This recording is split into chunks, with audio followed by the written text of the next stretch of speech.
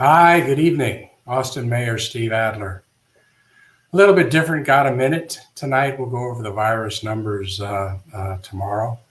But I did want to take a second and just speak to the upcoming legislative session and the state of the state address that the governor gave just a few minutes ago. You know, the governor spoke about trying to learn lessons from the pandemic this last year. And I think that's really a wise and smart thing to do. Certainly this past year has been all about the pandemic, its impact on people's lives and on the economy. It is still with us, and we're still in a red stage 5.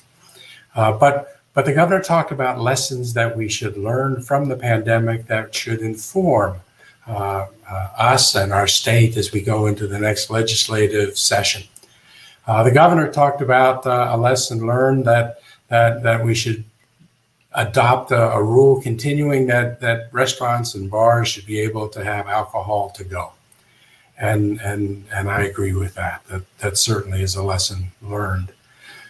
But I think that the bigger lesson to be learned from the pandemic is the disparities that existed and were shown in such a naked fashion, unable to avoid. Now, these disparities are not new knowledge to many, if not most, Texans. But as we went through the pandemic, these things stood in stark relief. It pointed out to us just how many of our neighbors don't have insurance, and how Texas has more uninsured children than any other state in the country. Without insurance, people can't afford good health care. Without good health care and support, people have disparate health conditions, which make them more susceptible to a pandemic when we have a virus like this. But even in years when there's not a pandemic, a much shorter life expectancy than you would find in white communities. Those disparities, impossible to ignore. We have to do a better job. We have to participate in the expansion of Medicaid. We're leaving billions of federal dollars on the table that could not only be helping us with our budget, but could be helping us with the fundamental health disparities that we have seen. And as a taxpayer, a United States taxpayer in Texas, I am tired of paying for health coverage in other states that my neighbors in this state can't enjoy. The disparities that we saw this summer with the social and racial and criminal justice demonstrations and conversations, which didn't merit mention in the governor's speech. Another example of disparities where so many of our neighbors don't feel as safe as others do. That shouldn't be the way that it is in Texas. We have to do a better job with policing. I support the George Floyd Act that's going to be in front of the legislature. You know, I don't know anyone that's defunding police. We're certainly not doing that in Texas. But we did take some dollars to better spend them on public safety issues. We're just opening 2 motels to help us take people off the streets and out of tents.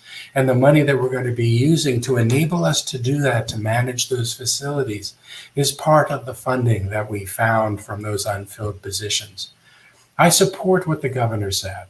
He said with respect to law enforcement that we have to do a better job of training and providing tools to our law enforcement officers.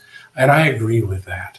And really, that's the focus of what we're doing in Austin right now. It's because we respect and value our police officers, that we want them working on crime. We want them not being our mental health first responders. We want them to do the work of fighting crime, and let the mental health interventionists do that other work. I am pleased that the governor, in his speech, pointed out the new businesses that are coming to Texas. I was also encouraged that most of the new businesses he mentioned were coming to Austin. The governor talked about Oracle coming here and Tesla coming here. He talked about Schwab increasing its presence in Texas, but in a different city. Schwab has also, within the last couple of 3 years, expanded its footprint with a new headquarters here in our city. And these things are happening in Austin, not despite the decisions that we make locally, but because of those decisions. As we make our local decisions, we have a city in Austin that has the lowest unemployment rate of big cities in the entire state of Texas, and the third lowest unemployment rate right now in the entire country. Again, not despite the policies that we have, but because of those. I'm proud that we were a city that stepped forward early to have mandatory masking.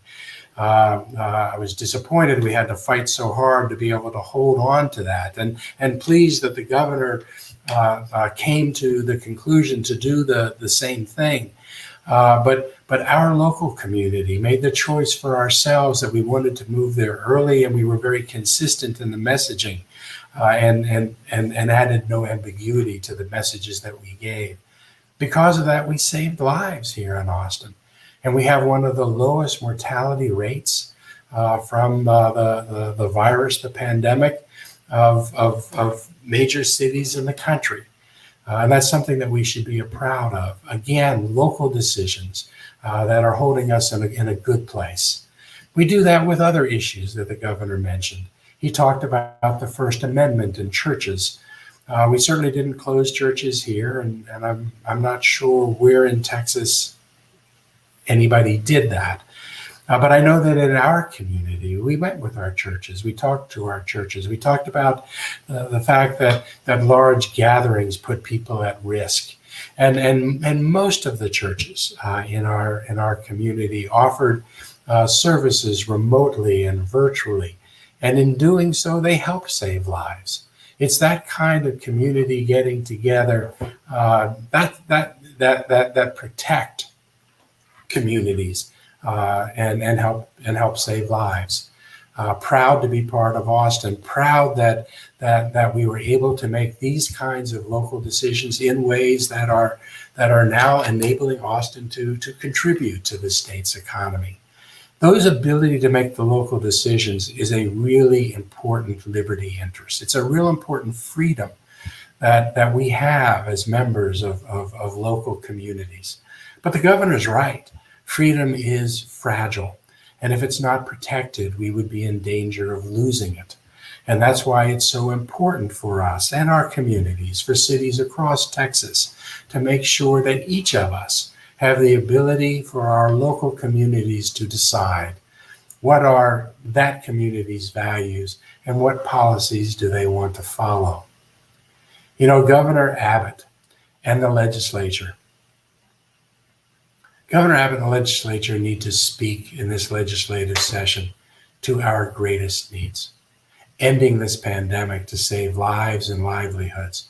Getting more vaccines to more people, especially those that are most vulnerable. Help with getting people off our streets and out of tents with housing assistance and mental health and substance abuse services. Ensuring more Texans with the billions that we've left on the table because the state won't expand Medicaid, and passing the George Floyd Act. We need and would appreciate, but we need real help from the state. We don't need politics or finger wagging. What we need is real help and assistance. I am encouraged that the governor speaks to increasing the state meeting its responsibility for mental health interventions. State interference with local governments is not the answer. The number one threat to public safety in Texas, where over the last 30 days, one Texan has died from the pandemic every 5.25 minutes. The number one threat to public safety is this virus, and it's not over. I want to conclude by just asking everybody, hey, help the seniors that you know get registered and get their appointments. Help them.